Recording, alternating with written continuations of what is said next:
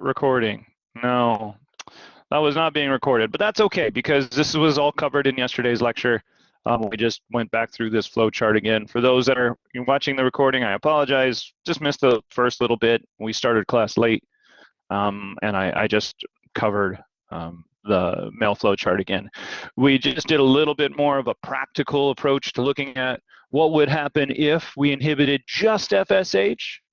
Well, now we're inhibiting Sertoli cells, which is going to inhibit spermatogenesis. But what if LH is still functional, then Leydig cells are still functional, testosterone still being secreted, doing its thing? So be pretty interesting to think about this as a birth control. Now, females, a lot more complicated, of course. And here's a table I want you guys to look at. Where is it at? It's right here. So here's the dealio. We've been studying negative feedback since the beginning of AMP. Negative feedback, everything is negative feedback, negative feedback, negative feedback. Very few things have been what's called positive feedback. So we're going to get back to this. But males are really simple as homeostasis goes because the male repro system always follows negative feedback loops. Easy peasy, right? If there's too little androgen, what do we know the body wants to do? Increase, decrease, no change, those androgen levels. Bring them back up. So what are we going to do? We shut off that negative feedback loop, and it's going to start causing more GnRH to be secreted. Does that make sense? Now, what if those levels start to go up in men? What if there's a little bit more androgens? Right? If this is above normal, we got a moderate level of androgens. They're still above normal. What's the body going to want to do? Increase, decrease, no change. Gonadotropin releasing hormone. So we bring it back down. We throw a negative feedback loop at it, and we bring it back down. Does that make sense? Next, what if we have massive amounts of testosterone in the system? For whatever reason. Could be caused by a tumor. Could be caused because of exogenous consumption of testosterone. Well, still, men, simple. They're negative feedback. So what is their body going to do to GnRH production, LH, FSH, when testosterone levels are obscenely high? Increase, decrease, no change. Go ahead, guys. Please, please, please, answer. It's like an I, N, or a D in that chat box. These are test questions. So let's keep creating those memories. All right, the answer is decrease, right? Why am I forcing you guys to think about that? Because in females, it's different. In females, they follow negative feedback as long as estrogen levels are not crazy. So when estrogen levels are low, negative feedback loops are going to be inhibited, just normal. When estrogen levels are moderate, they're still high, but they're not crazy high. Well, then negative feedback loops are going to exist, and they're going to try to bring estrogen levels back down. But what if we get to a chronic excessive level of estrogen? Well, in testosterone, we'd still have negative feedback loops, but that's not how estrogen in the female body works.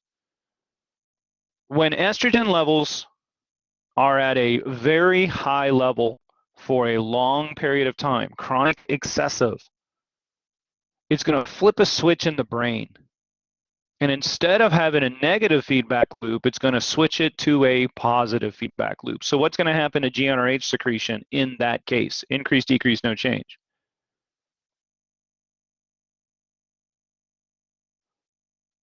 Good. Awesome. It's a very, we'll get there. We'll get there. This is a trigger. What do we know about positive feedback loops? We know that in positive feedback loops, what we're going to do is enhance a response until the problem is solved. Okay, we're going to enhance. In a positive feedback loop, we still got our max and min set points. Now in the positive feedback, we've gone up, right? But in this particular case, we've gone up. We are excessive. And after it's been going for a period of time, it's going to create a positive feedback loop, which is going to cause a massive surge in GnRH. And then the body's going to check in. If it's not fixed, we keep going up. If it's not fixed, we keep going up. And once that problem is fixed, we come back down again. Does everybody remember the positive feedback mechanism versus negative feedback? In a negative feedback loop, of course, as it starts to increase, we just do the opposite to bring it back down. So that's negative feedback in orange, positive feedback in blue. Okay, so we're going to answer the why and the how. That's the whole point of what we are studying today. So in order to understand or remember, to understand why this happens, just do a quick reminder on follicles. There are primordial follicles way out here in the cortex. Those are going to be stimulated by a hormone. Follicles being stimulated by a hormone, follicular stimulating hormone, at which point some of those primordial follicles are going to start to go through follicular development, and they become primary follicles. You guys with me so far, based on what we did yesterday? Primary follicles have thecal cells and granulosa cells. The granulosa cells in the middle produce what hormone? What hormone do granulosa cells produce?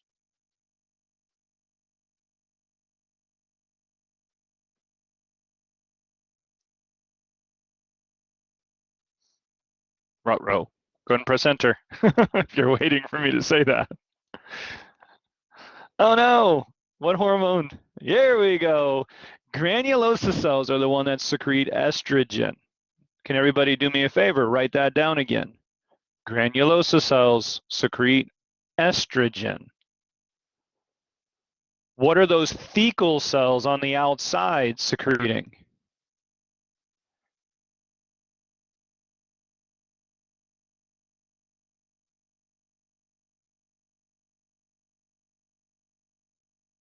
Nodding my head. Those thecal cells, this dark purple layer on the outside, are producing androgens. Those androgens are secreted, they're nonpolar, they go to the granulosa cells, and the granulosa cells convert those androgens, since so few people wrote in chat up above. Those granulosa cells convert those androgens into what hormone? Let's do this again, get it right. Estrogens. So what just started happening to the estrogen concentrations? Increase, decrease, no change.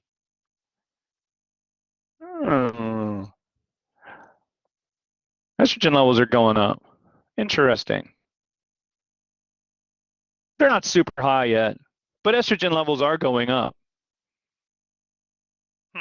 Estrogen levels are going up, but they're not super high. So what type of feedback are we going to have right now?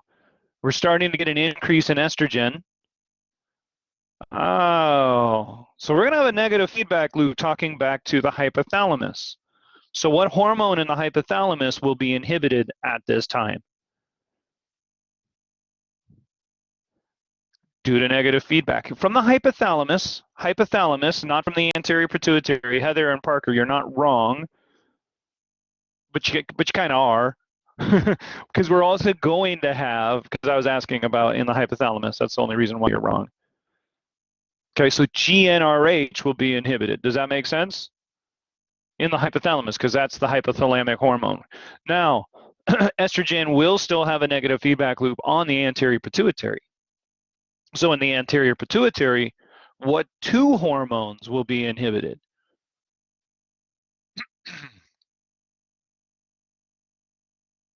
Both FSH and LH. Okay, we're going to do a flow chart here real soon. We're going to start to think about where these hormones are actually going to. Okay, so primary follicles turn into secondary follicles. So what just happened to the number of granulosa cells and thecal cells, for that matter? Increase, decrease, no change. So starting to happen to estrogen levels. Increase, decrease, no change. They're getting higher. They're getting higher. They're still not chronic excessive, but they sure are getting there. Okay, these secondary follicles, they take a long time to develop, and these granulosa cells are secreting a veritable truckload of estrogen. By the time that the secondary follicle is done being developed, we're going to get this big, huge, mature follicle. Just at this time, estrogen levels have been so high for so long. But those estrogen levels have been needed to be developing this oocyte. Remember, we had a primary oocyte, a primary oocyte, a primary oocyte. But what happens between a secondary follicle and a mature follicle? What happens to that oocyte? It's been a primary oocyte this entire time, but in a mature follicle, boom, meiosis 1 is complete and we become a secondary oocyte. Does that make sense based on what we did yesterday? What do we want to do to this secondary oocyte? Now that meiosis 1 is done, we enter meiosis 2 and it freezes yet again. So what is the next step? What do we need to do to this now semi-mature oocyte? What do we need to do? We need to pop that zit, don't we? We need to ovulate that thing. Yes, no, maybe so?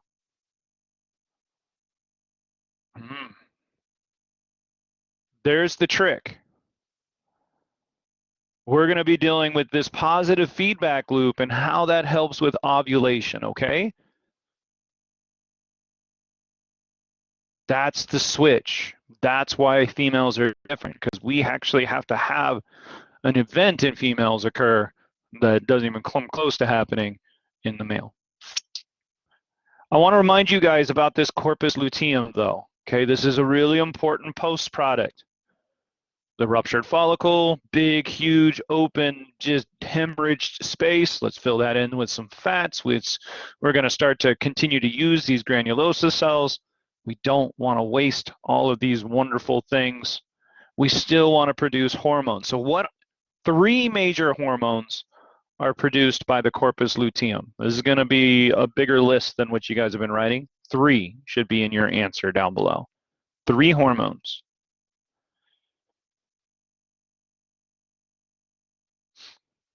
Ashley's on it. Great job. You guys feel free to look at Ashley's answer as you're going through yours. Great. Good. Ruju, Heather, you guys are on it too. Go ahead and just yell it out loud if you're not typing it in chat. Progesterone, estrogen, and inhibit. Okay, I'm glad you guys all wrote progesterone first, because what is the most abundant hormone that the corpus luteum secretes? And the answer is progesterone. So it's a nice one to be able to write first. The second most abundant will be estrogen, and the third one is inhibin, although it's dumping out massive amounts of inhibin. So we're going to come back to that. So those 3 hormones are going to be important in these feedback loops. Okay, so here's what we're going to do is we're going to go and we're going to work on this female flow chart real quick. Here's the good news. The actual flow chart isn't a whole heck of a lot different than in the males.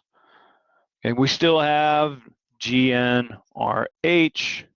We still have GnRH acting on FSH and LH. And these are acting down on the ovaries. But FSH is all about follicles. So where are the receptors going to be for FSH? They're actually going to be on a specific part of the follicle. And we're going to do a flow chart. I'm going to show you guys some slides on this. But the FSH is going to be communicating with those thecal cells. And what do we know those thecal cells are doing? What are those thecal cells secreting?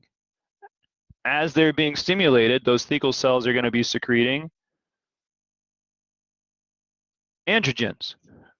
And then those androgens go to the granulosa cells, and those granulosa cells convert the androgens into estrogens.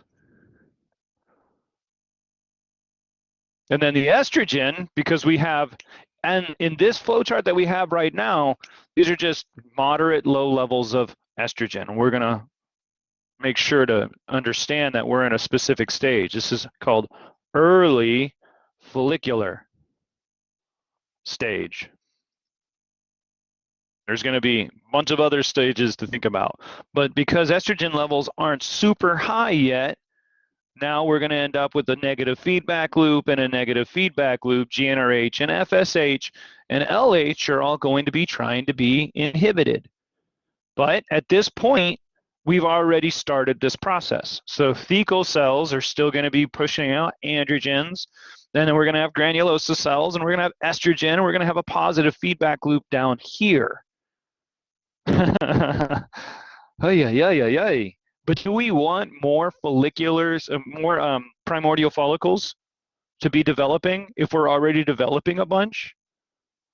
So we need to make sure that we are inhibiting the production and stimulation of new follicles. Does that make sense? LH right now isn't doing a whole heck of a lot. Okay, I think you guys have the foundation required to understand this graph now. This graph is pretty complicated, but doesn't need to be crazy complicated because it's exactly what we've been talking about. So in order to understand what's going on in this graph, let's just discuss what's going on with the y-axis and the x-axis. X-axis is just days. So I got day 0 and day 28 because it's a cycle. This is all about the menstrual cycle, and maybe you knew this and maybe you didn't know this, but the menstrual cycle has both an ovarian cycle, right here, and a uterine cycle, and it's the combination of two different cycles that creates the menstrual cycle. It's complicated. And the ovarian cycle is run by the brain. Gonadotropic releasing hormone, causing the secretion of FSH and LH. So up here in this particular row, we have a blue line and a pinkish line. The blue line is FSH, the pink line is LH. As the ovarian cycle happens, these follicles are producing different hormones. So let's follow these three major hormones: estrogen, inhibin, progesterone. Estrogen in this red, inhibin in another color blue, progesterone looks like it's in a black color. I don't know. I'm semi-color blind, so if I'm off, I'm sorry. So if FSH levels are relatively high, trust me, they are. We'll get to the end of this cycle and you'll see this.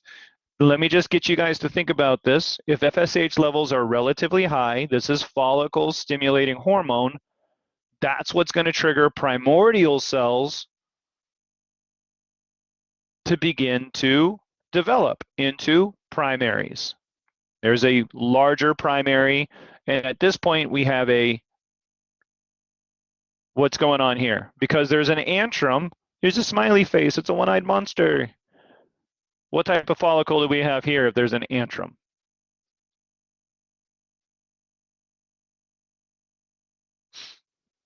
I'm nodding. So for everybody that maybe didn't remember that little tiny, oh, sweet, here comes a bunch of answers. Love it. Yeah, the answer is a secondary follicle. If you can see the antrum, it's a secondary follicle. Awesome. Perfect. What's been happening to the number of granulosa cells as it's been developing from primordial through the primary into the secondary? Therefore, what's going to be happening to the amount of estrogen in the system? Increase, decrease, no change. There you go. You guys see it increasing over this first 7 days. Yes, no, maybe so? And what do you guys notice about the FSH graph up here? As estrogen levels are going up, what's happening to the FSH levels? Due to the negative feedback, increase, decrease, no change, FSH. Does everybody see estrogen going up, FSH going down? And actually LH is starting to go down here as well. Although LH really doesn't have a lot of function here. But the more estrogen in the system, the more negative feedback on GnRH. So those are going down. Let me go to the next graph. You'll see it even more pronounced. We'll come back to the uterine cycle in just a minute. So as we go through the secondary follicle and we're maturing and it's getting bigger and even more granulosa cells are through this system, all right, this is the next 7 days or so.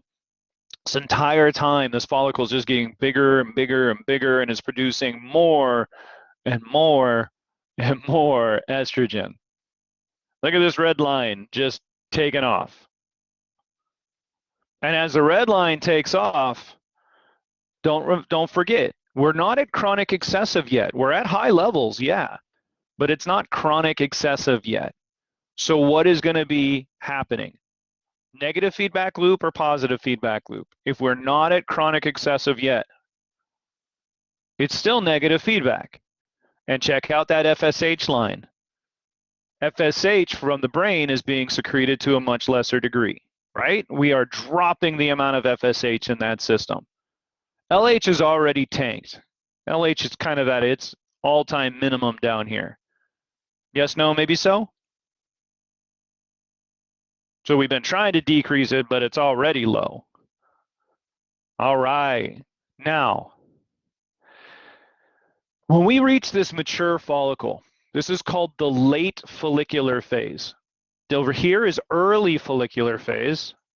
That's what we were dealing with, early follicular phase, okay, or early follicular stage. So in these levels down here, it's just, low, moderate levels of estrogen. But now we've reached a late follicular phase here. In that late follicular phase, we have chronic excessive estrogen. Chronic excessive. This mature follicle does a couple of things. The first one is what I've been kind of leading you guys to. With chronic excessive estrogen just been going up this whole time, what's going to happen in the brain? What flip is going to get, what switch is going to get flipped?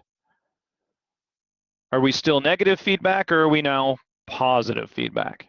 So what's going to happen to the amount of GnRH secretion? Increase, decrease, no change. And we can see that here because GnRH triggers the secretion of LH and FSH. Yes, no, maybe so? This right here is called an LH surge. Go ahead and write that down. I'll write it in chat too. LH surge. We'll go ahead and focus on this LH surge real quick. This is why we have the positive feedback loop. This is what we need. We need this huge burst in LH because the LH surge is what causes ovulation. Without the LH surge, ovulation does not occur, which can end up causing ovarian cysts and other bad things. So that LH surge is required for what, y'all?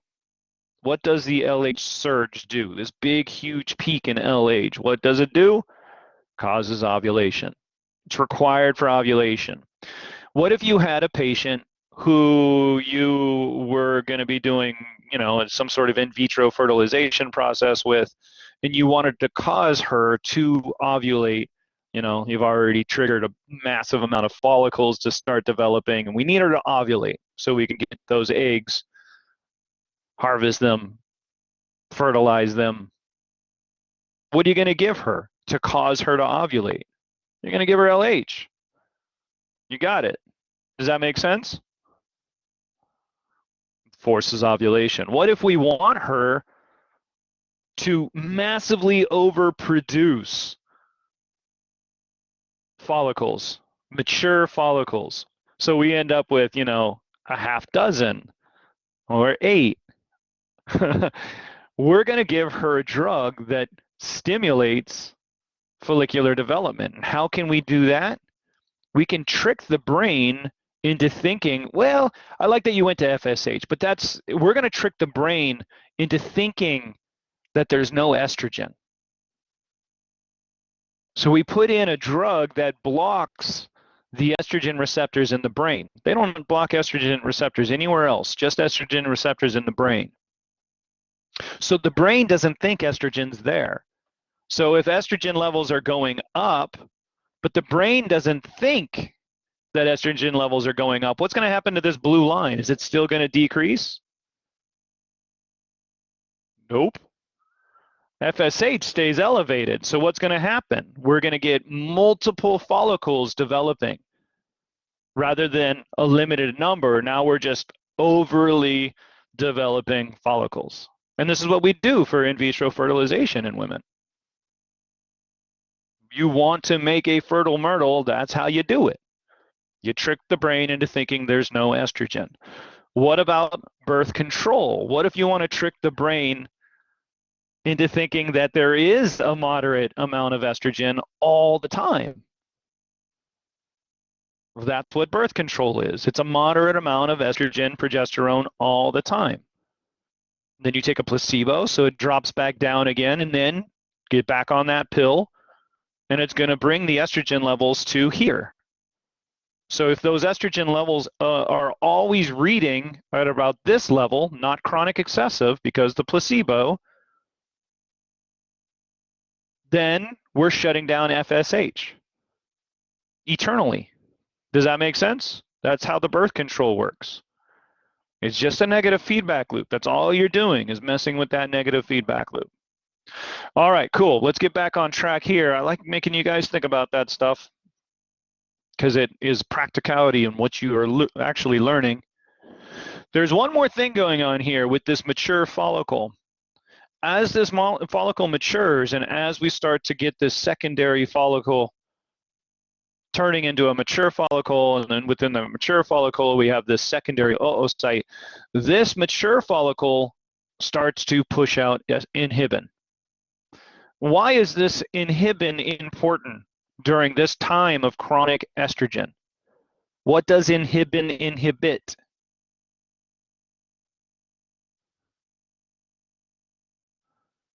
And what you'll notice is, do we have an FSH surge? Sure we do. But is it a lot smaller than the LH surge? Absolutely. And the only reason why it's smaller is because of the presence of this inhibin. Otherwise, this FH would have shot way the heck up here. Because what do we not want to have happen while we are ovulating a follicle that's already gone through all the phases? We don't want more follicles to be developing. Does that make sense? So we have to secrete some inhibin in order to block that FSH secretion. Awesome. So let's keep going. Next slide. We have that ruptured follicle. We have the oocyte that has now been ovulated due to the LH surge. What's going to happen to that ruptured follicle now? Well, it turns into a corpus luteum. And what three hormones did we say are secreted by this corpus luteum? Progesterone, estrogen, and look at all this inhibin. Look at all that inhibin.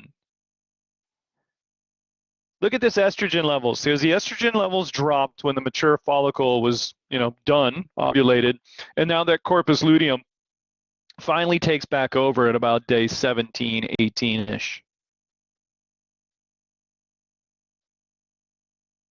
Is it chronic excessive? Does this red line look the same as this red line over here?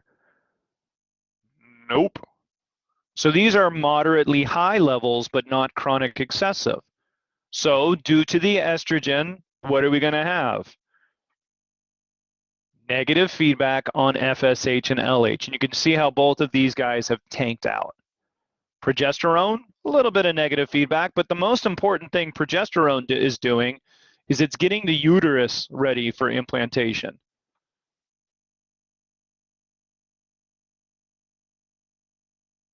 What else is being secreted by the bucket load?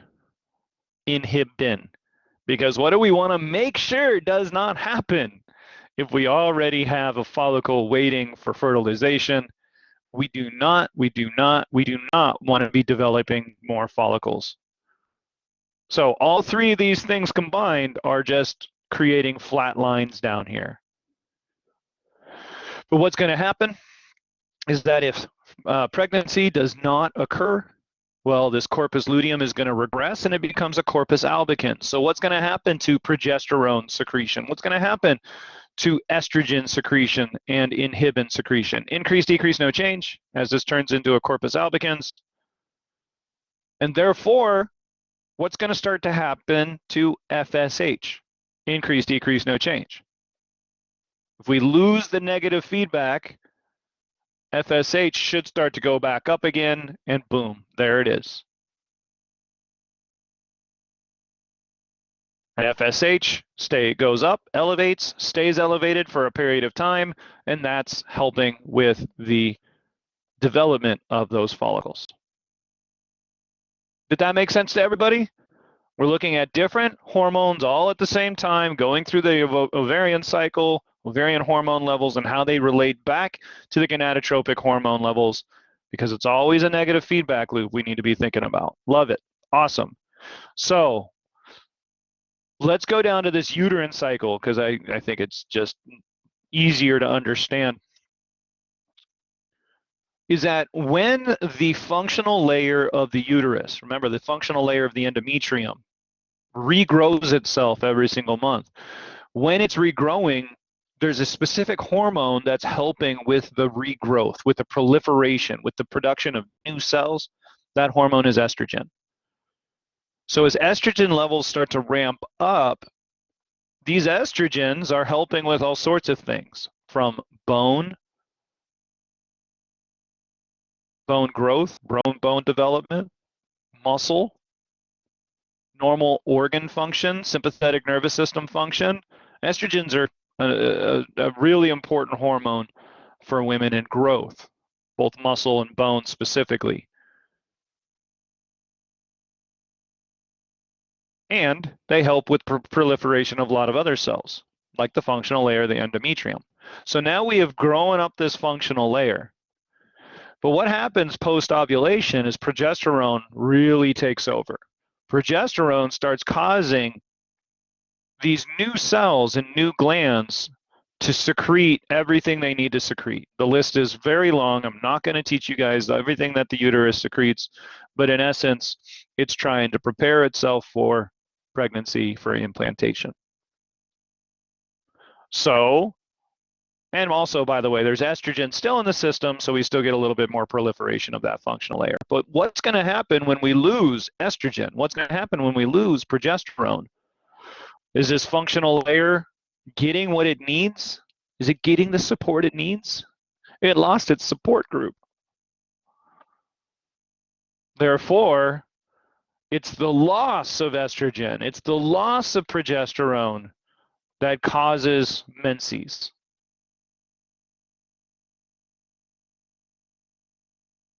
And then we start back over again. I like how he keeps saying we, like it's me that's going through the menstrual cycle. You're welcome, ladies.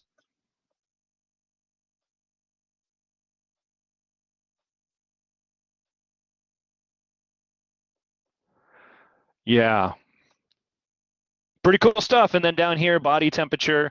I know there's still a lot of people around the world that actually monitor their body temperatures. If they're trying to get pregnant, they wait for their body temperature to spike. And right around here is when they know that that ovulated oocyte is implanted in that ampulla of the fallopian tube. Well, they don't know that because that's physiology. But they know they're ready for fertilization at this point. So they monitor their body temp, boom. And that's when they try to get pregnant. Okay, so these are the flow charts that I want you guys to be studying. Write these down in a location that you can have them handy for the exam. The one that we did and we started to do, I might have actually did something wrong on mine because those FSH are really talking to the granulosa cells, but the LH talking to those thecal cells. So yeah, I apologize about that. It was my little brain fart there. So we all have brain farts. But in that early to mid follicular phase, GnRH, FSH, LH, that part should be pretty, I don't know, automatic. It's not too hard at that point. You guys have gone through an entire semester of this, so hopefully you guys can get those written out. Now, what you need to be able to do and go and study are target cells for FSH, target cells for LH, LH, and this is where I should have been a little bit more consistent. So let me get back here and let's fix this, because this is wrong. See, everybody makes mistakes. It's thecal cells, and the reason why we know it's these thecal cells, FSH goes down and communicates with these granulosa cells and helps with the conversion. The reason why we know it's thecal cells, I apologize for this, but there is a logical connection, is because we already did the male flow chart. What do we know? That LH acts on in the male Leydig cells, which acts on testosterone, which is the same thing as androgen. Yes, no, maybe so? So when we're dealing with LH, we're dealing with androgens. LH in men, androgens. LH in females, also androgens. Do you guys have that?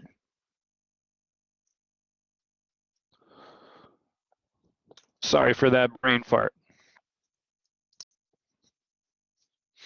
Whereas FSH in males, spermatogenesis, FSH in females is oogenesis. It's all about making sure that we get these granulosa cells and the estrogen and the building up of the follicles. There's a lot more to these flow charts. They're all listed here. LH talking to those thecal cells. The thecal cells secrete the androgens. The granulosa cells take and convert those androgens with the presence of FSH into estrogen. Estrogen is going to have early to mid follicular phase. When there's low levels of estrogen, we're going to have a negative feedback loop on the anterior pituitary, and we're going to have a negative feedback loop on the hypothalamus. There is a positive feedback mechanism, and I mentioned this earlier, but there's a positive feedback mechanism where the more estrogens there are in the system, the more it's going to cause granulosa cells to divide, go through mitosis, and make even more estrogen. So that's why we can start to lose FSH and LH in the presence of estrogens, but then the estrogens take over this loop, and it causes the follicles to develop primary and secondary, and finally we get to the mature stage. So here in the mature stage, GnRH, FSH, LH, what's happening is that we have a high level of estrogen. This is where I start, right? We still have thecal cells producing androgens. Androgens are going to get converted to estrogen, but now we have chronic excessive.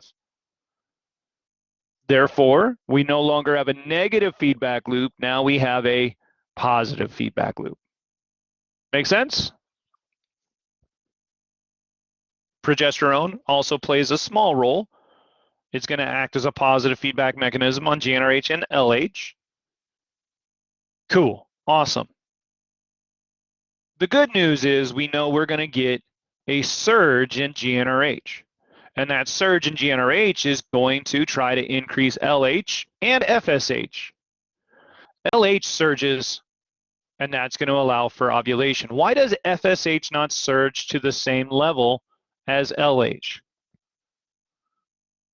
Why does FSH not surge to the same level as LH? Because of inhibin. Awesome. So now we have an ovulated oocyte, an ovulated egg, right, Heather? And that thing is going to get shot out into the peritoneum, and the fimbriae, the fallopian tube, start waving back and forth, and we create a current, and that pulls that oocyte up into the infundibulum, and it implants in the ampulla of the fallopian tube, and it waits for fertilization. As it's waiting for fertilization, we need to keep preparing the uterus for implantation. We need to prepare that female body for fertilization and implantation, and that's what the corpus luteum, that's its job. It's going to be secreting estrogens, progesterones, inhibin, and all three of those are going to be creating feedback loops that try to drop FSH and LH to their lowest level, to their nadir. Finally, if that corpus luteum regresses to a corpus albicans, no longer producing estrogen, no longer producing progesterone, no longer producing inhibin, therefore the negative feedback loop is gone. FSH and LH levels start to increase again. Cool? Ish? You guys feel that you'll be able to go, and what I recommend you do is that you write all 4 of these flowcharts. Males, 1 flowchart, females, 4 flowcharts.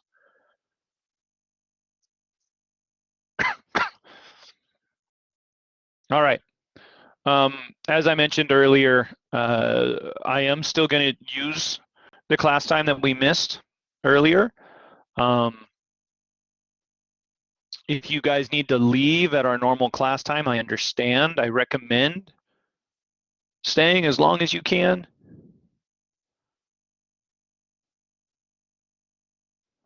This is actually a pretty fun and relevant lecture. It's not going to be long. I'm going to try to summarize the heck out of this, okay? There's some really cool pictures here that have all of the information. These 4 slides will be on your exam. Okay, so slide 2, 3, 4, and 5. These are what's on your exam. Everything after this is not on your exam. Well, I guess that's not true. 6 and 7 are kind of on your exam. In a roundabout way. Everything else, which is all about sexual arousal, is not on this exam, but it is on a comprehensive final. All right, I tried to do that quick. Does everybody know what they need for Unit 4 exam? It's going to be about sexual differentiation. These slides here. What is not on Unit 4 exam is sexual arousal, but it will be on the comm final. Does anybody need me to repeat that?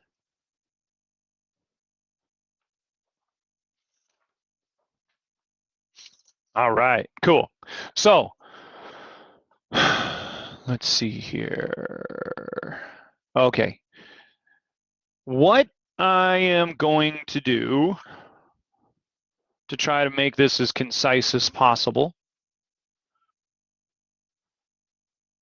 I'm just going to remind you guys of these sex chromosomes. We've got XX, right? XX is always going to be, this is called genotype, okay? If we're talking about what's going on in the chromosomes, this is called a genotype. If it has 2 X chromosomes, then the genotype says female. Does that make sense? Phenotype, PH, that tells you what the actual physical characteristics are. We'll get into this in just a minute, but just because you're genotypically female doesn't mean you're phenotypically female. Just because your genotypes say you should have a vagina doesn't mean you will have a vagina. Male. Genotype for a male, XY. So let's assume that we are both genotypically and phenotypically these genders. Got mama bear, we got papa bear, and now we're going to have offspring. The offspring can either become, well, if this X matches with this X, then that offspring will be a XX. If this X matches with this X, then that offspring will be a XX. You guys see what I'm doing here, right? If this chromosome over here matches with the Y, or if this X chromosome matches with the Y, now we're going to get, it's gross, XY. You guys get the point. Yes, no, maybe so? And then there's one more line in there. Okay, just trying to do that real fast so, you know, it's relevant, but you won't be tested on that. The point of the story is it's all about passing those chromosomes on. The X chromosome, that's the important chromosome. The Y chromosome is what I made that joke about yesterday. Why do males have a penis? Why? The answer is Y. Okay, that Y chromosome. Remember, chromosomes are just coiled DNA. And DNA, right? You get these big long strands of DNA. There's small sections of those that big long strand of DNA, and those nucleic acids in that small section, they code for a protein. That's called a gene. So each chromosome is covered in genes. And each gene encodes for a specific protein. So the Y chromosome has a gene on it called the SRY gene. And the SRY gene encodes for an SRY protein. This protein is called a sex-determining protein. This is a sex-determining protein because it determines somebody's phenotype. It's a really powerful protein in that regard. It does nothing else. It does nothing else. All right, is everybody on board with this? It's the first piece of the puzzle. The next piece of the puzzle is to remember what I said about our sexual organs, and that we all start the same. We all start with what's called bipotential. Bipotential, which means that we have a bipotential organ that can become either testes or an ovary or ovaries. These are bipotential gonads. So at about 1 to 6 weeks of age, we have gonads that basically have these long oval structures, and they have a medulla and they have a cortex. Sounds like a lot of other organs in the body, right? This would be a medulla of that bipotential gonad, and this is going to be the cortex of that bipotential gonad. Everybody on board so far? Let me show you guys a picture of what it looks like. So this is what it looks like. Okay, this is a 6-week fetus. This purple thing right here with the blue thing on the inside, that's the bipotential gonad. The purple would be the cortex of that bipotential gonad, and the blue is the medulla of that bipotential gonad. Okie dokie?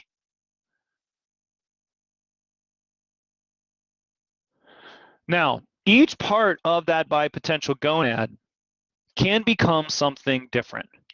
So the medulla, this has everything necessary to make testes. Whereas the cortex, you guys might have started to imagine, this has everything it needs to become an ovary. The bipotential cortex can become an ovary. The bipotential medulla can become testes.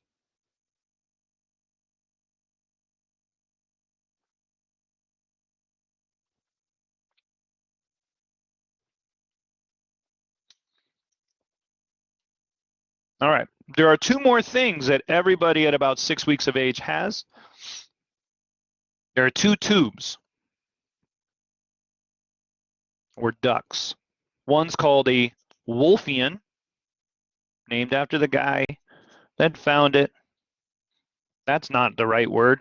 Duft? What the heck is that? Duct. It's a Wolffian duct. And 2, Mullerian duct. I don't know German very well, but I think that's like an oo sound. Mullerian. I don't know. I can't speak German. You can speak German, then you can pronounce that properly. Otherwise, just say Mullerian. Works just fine.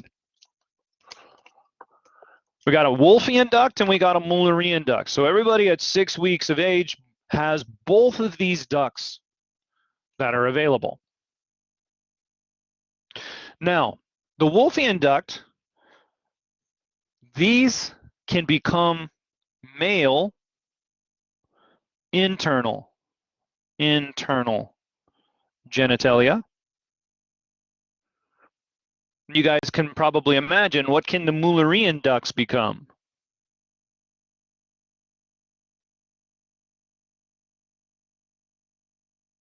Female, internal genitalia. I'm just going to verbalize this. When I'm talking about internal male genitalia, I'm talking about the epididymis, talking about the vas deferens, ampulla of the vas deferens, the prostate gland, prostatic urethra, that sort of stuff is all part of that male internal genitalia. Yes, no, maybe so? The female internal genitalia, on the other hand, is going to be fallopian tube, uterus, in the upper 2/3 of the vaginal canal and the vagina, portions of the fornix and whatnot. I pointed that out in class yesterday. The internal genitalia includes a portion of the vagina, but not all of it.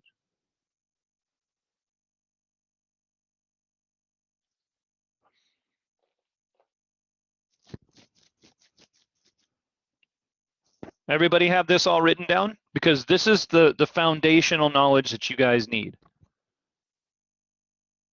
Awesome. So what happens in these systems is that this is called sexual differentiation. Okay, that's what what we are after here is sexual differentiation, which is a fancy way of saying how the genotype is going to create a phenotype. Sexual differentiation is the creation of internal and external genitalia.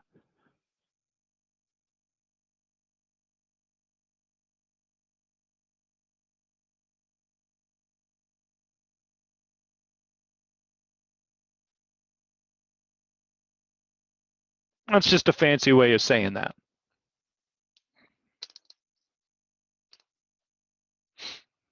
So what is the determination for whether the cortex is going to do its thing, or whether the medulla is going to do its thing, or whether the Wolffian duct's going to do its thing, or whether those Mullerian ducts are going to do its thing? What do you guys think might determine the sex?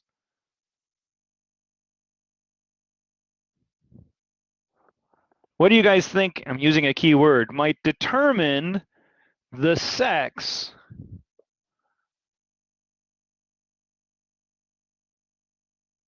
You guys with me? Or are you, I can't believe how sorry everybody is. Makes me sad. You don't need to be sorry, it's okay.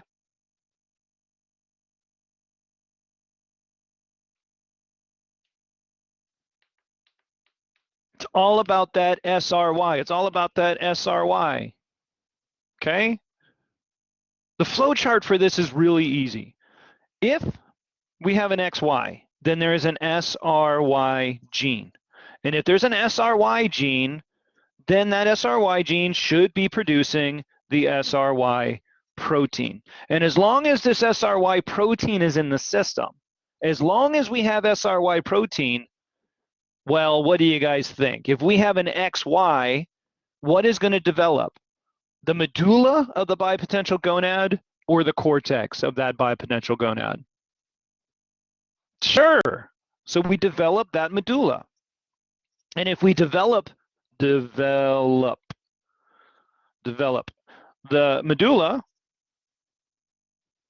if we develop the medulla of bipotential,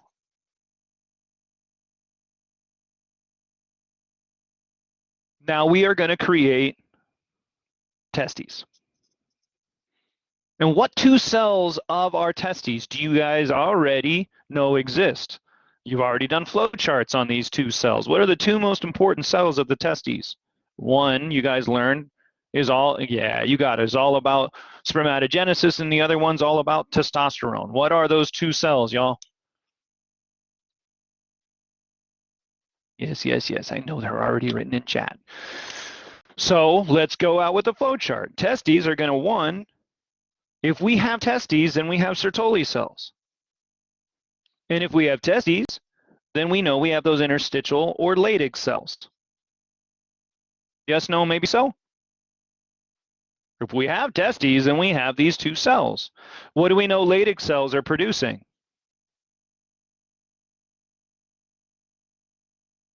Testosterone. Now, Sertoli cells produce something else. This is new. Okay, Sertoli cells produce another hormone. They're pretty powerful.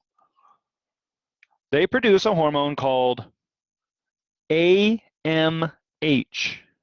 AMH, which stands for anti-Mullerian hormone. That seems significant. What's anti-Mullerian hormone gonna do?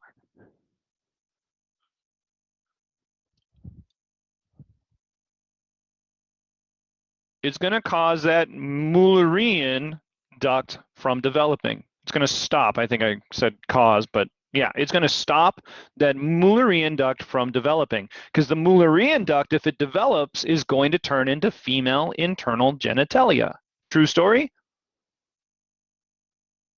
So let's stop that from happening. All right, what about this testosterone?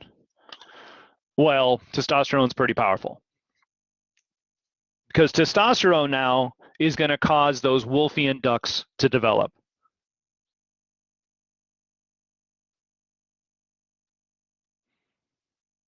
So what was just created as we had testosterone in that system? Wolffian ducts develop, therefore we have epididymis and vas deferens and prostate. You got it. The male internal genitalia have now formed. Perfect. So as long as we have testosterone in the system, Wolffian ducts develop into internal male genitalia. I'm going to repeat that just in case you missed the importance of it. As long as we have testosterone at high levels in the system, then the Wolffian ducts are going to develop into internal male genitalia. I'll repeat that. As long as we have, you guys get the point? What if we have an XX baby that is exposed to high levels of testosterone?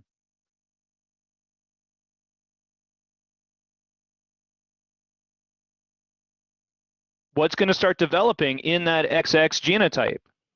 Wolffian ducts are going to start to differentiate. And if that testosterone stays elevated through the entire fetal development, between 6 to about 16 weeks of fetal development, now we're going to have internal male genitalia in an XX genotype.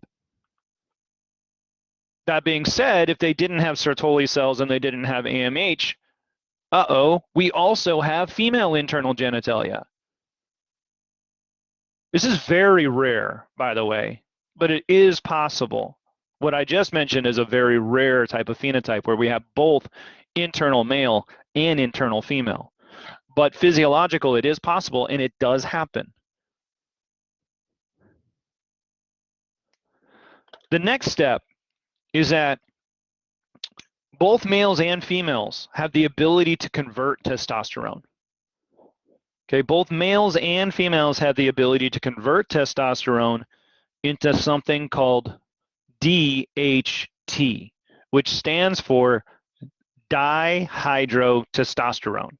So we just take testosterone, throw a couple of hydrogen groups on it. It's different though. It's not testosterone, it's dihydrotestosterone, DHT. There's an enzyme that does this conversion, and you guys don't need to know what this enzyme is. Big, long, complicated name. If this is on the exam, then I will give you the name of the enzyme and tell you what it does, that it converts testosterone to DHT, okay? You'll see why I'm going through this in just a second. Because the whole idea is that DHT, dihydrotestosterone, this is the powerhouse behind creating external male genitalia. As long as DHT is present, then external male genitalia will form. End of story. As long as DHT is present, then external male genitalia will form. I'll say it again. As long as DHT is present, external male genitalia will form. Normal physiology, this all works out. This is great. If we have an XY, we have an SRY gene. If we have an SRY gene, then we have an SRY protein. If we have an SRY protein, then the medulla of the bipotential gonad is going to develop into testes. If we have testes, then we have Sertoli cells and Leydig cells. Sertoli cells secrete AMH that inhibits the anti-Mullerian ducts from forming, and the Leydig cells secrete testosterone that causes the Wolffian ducts to develop into internal male genitalia. In addition, testosterone is going to be converted into DHT. Since there's relatively high levels of testosterone, there's relatively high levels of DHT, and DHT is going to cause those, the external genitalia, to start to form into male. Boom. What if we have an XX and everything runs perfect? If we have an XX, then we don't have an SRY gene. And if we don't have an SRY gene, we don't have an SRY protein. Therefore, the medulla doesn't form into testes. Instead, what's going to happen? The cortex forms into an ovary. The medulla is going to regress. There's no SRY protein, then the medulla is like, peace out. I'm not needed here.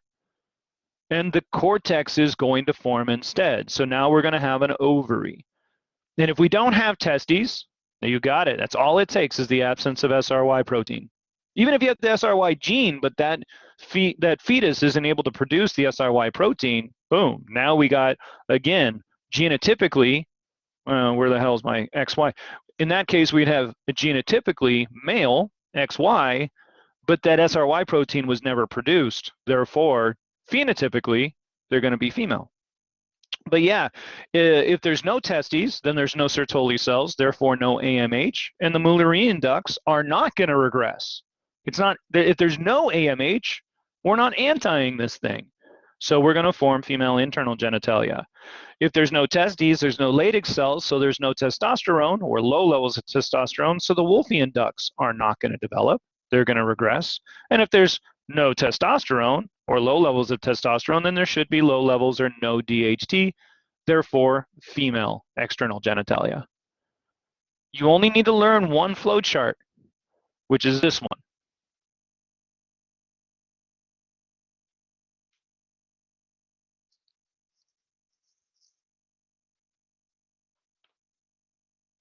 And if you look at what is going on here in the lecture, that's what this flow chart is actually doing. Okay, so I have a bipotential fetus. This is an if. This is an if. So let's start blue. So at 6 weeks of fetal development, everything's bipotential. Wolffians, Mullerians, I'm not going to go into the crazy because I want to get done for you guys here. I'm only going to teach you guys what's on the exam. And if SRY protein is present, boom. Now the medulla develops into the testis. What do we know is present? If there's a testes, then we know that there is Sertoli cells, and Sertoli cells secrete AMH. Anti-Mullerian ducts, the Mullerian ducts regress. Testosterone now takes those Wolffian ducts and turns them into internal male genitalia, from the epididymis to the prostate. Even the seminal vesicle is all part of that. The next slide shows external male genitalia. And this is one of my favorite slides because I just think looking at this these bipotential organs, I think it's kind of semi, game changing. I think this slide really makes people think. If we have bipotential gonads, well, heck, we also have bipotential external genitalia. So at 6 week fetal development, there's something called the genital tubercle. a urethral groove, a urethral fold, and a labioscrotal swelling. These are bipotential. So as long as DHT is in the system, this is all about DHT. Don't even think about any other hormone at this point. This is all about DHT. If DHT is present, then that genital tubercle is going to extend and enlarge. That's the glands of the penis.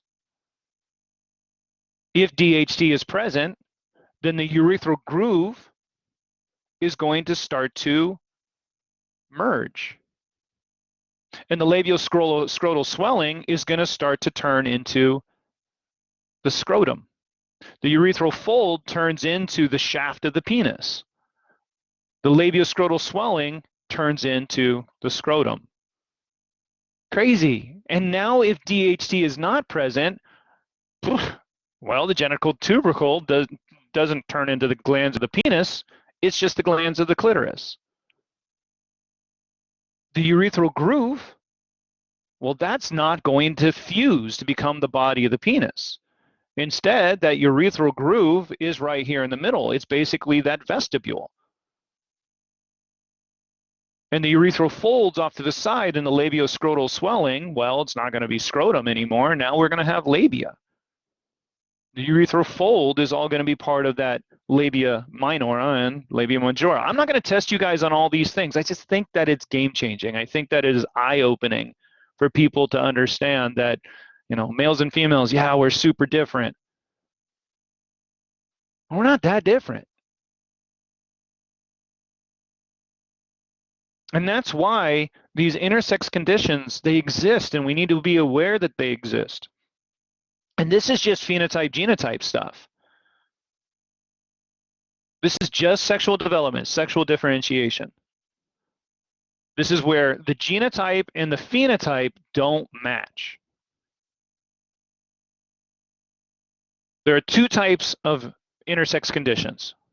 True gonadal intersex, this is the one I taught you guys about, is very, very rare.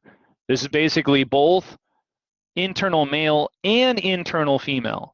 And then the outside, the external, doesn't really know what the hell's going on. Okay, you're going to have an enlarged genital tubercle. Some of this might fuse, some of it might not fuse. It's really confused. The other major type of intersex condition, this is the one most of us have been hearing about, especially on the news and stuff. This is called pseudohermaphrodism. Okay, pseudohermaphrodism. If you are genotypically, right, 46 chromosomes and you're an XY, you should be a normal male.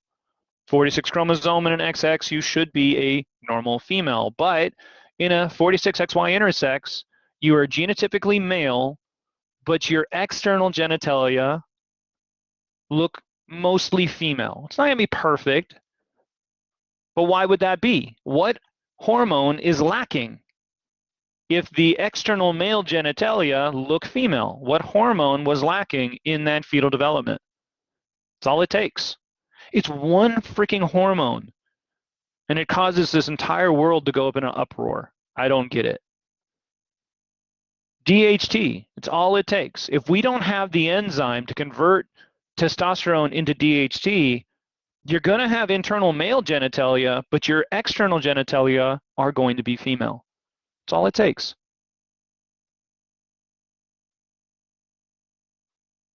(46XX intersex). Now we are genotypically female, but the external genitalia resemble male. What happened? Y'all, what hormone was present?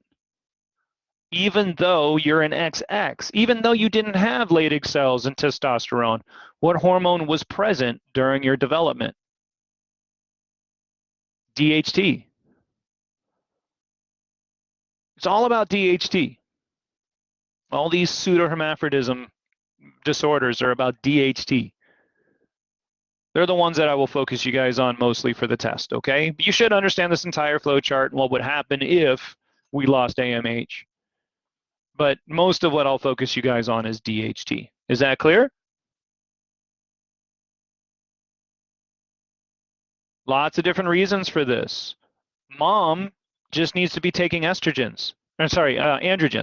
So if mom is taking testosterone at high levels for whatever reason, whether it's because she is doing it for her own health, or maybe she's, pumping weights and she's pregnant. She doesn't know that she's pregnant at an early stage.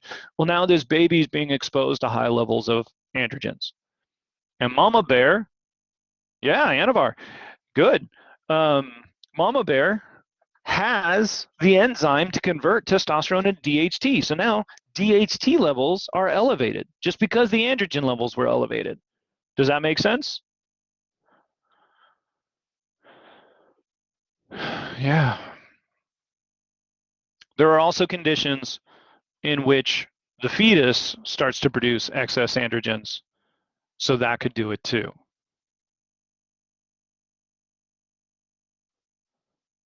All right, you guys feel pretty comfortable with this?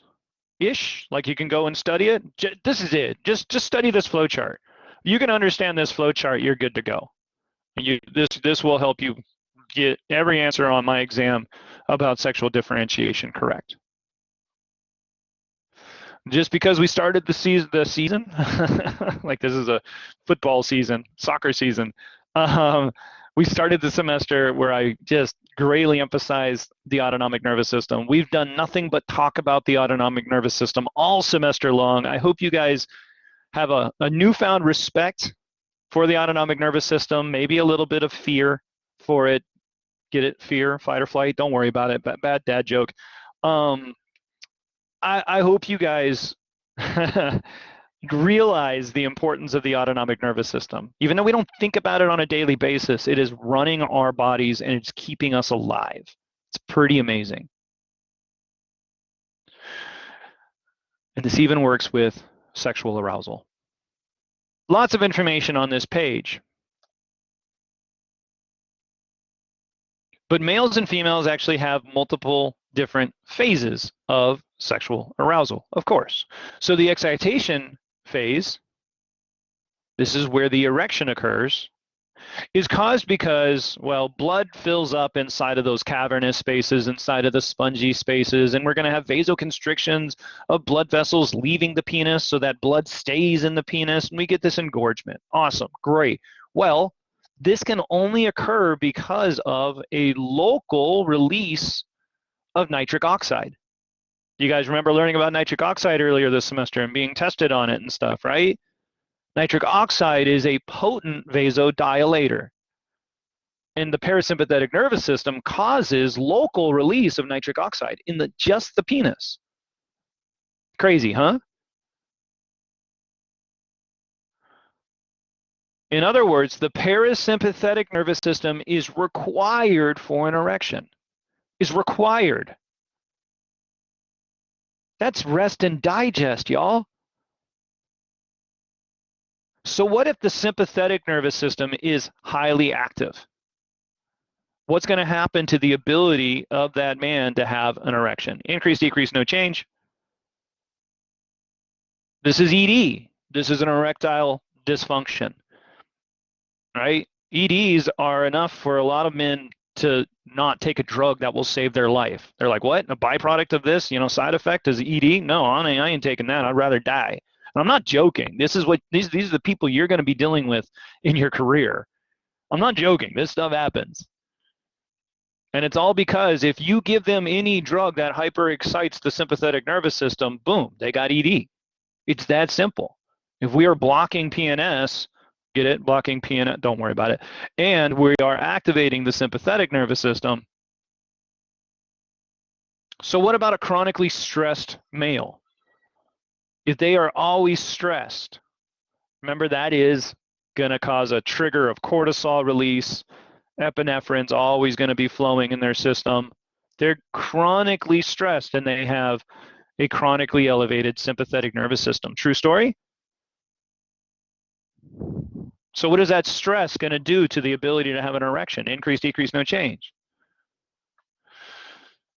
All right, you guys are getting it. Love it. Now, where this comes back into play is for the ejaculation, is that parasympathetic is required for an erection, but in a male, the sympathetic nervous system is required for ejaculation.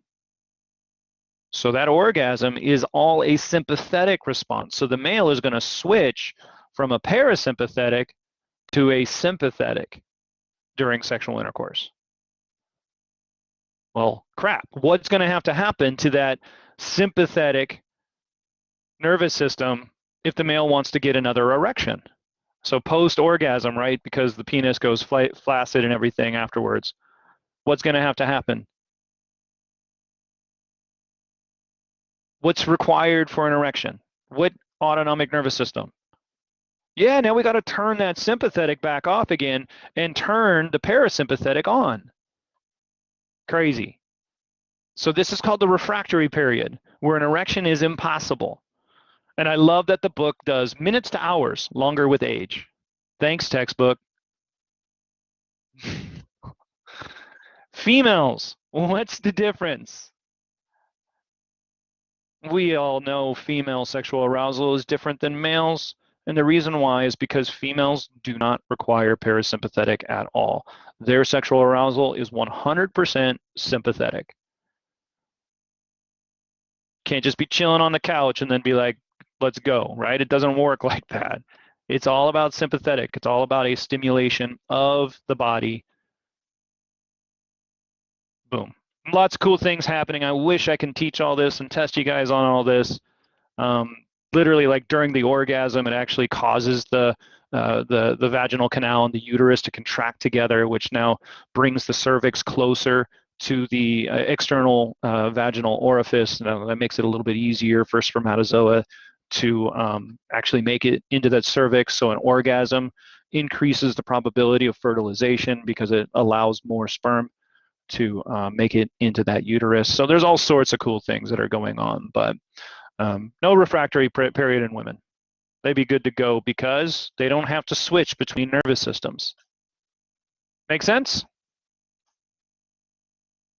I just want to end the semester with always talking about the autonomic nervous system because it's so darn important for every single organ system in your body, except for skeletal muscle. And even then it's important because it controls blood flow to the skeletal muscle. So there you go. That's it. That's all I got for you this semester.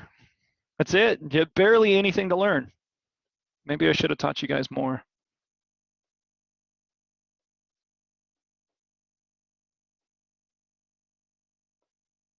You guys feel like you have enough to study?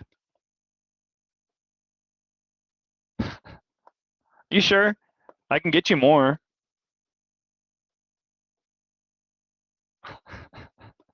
Actually, I am going to get you more. So tomorrow, we still have class. Tomorrow's class is all about review. All right, we're going to be doing some case study stuff. We're actually going to watch some videos online about real life cases. And what the idea is to get you guys to be able to see that what you've been learning this semester is relevant to real life. That's the whole purpose. And it's also to review a lot of important information like MFing renin, right? So we gotta cover some of these blood pressure, pH, and all that sort of stuff. We'll be doing that tomorrow. All right. Go in peace. Text me if you need me. Thank you for your extra time. Thank you for your patience at the beginning of class.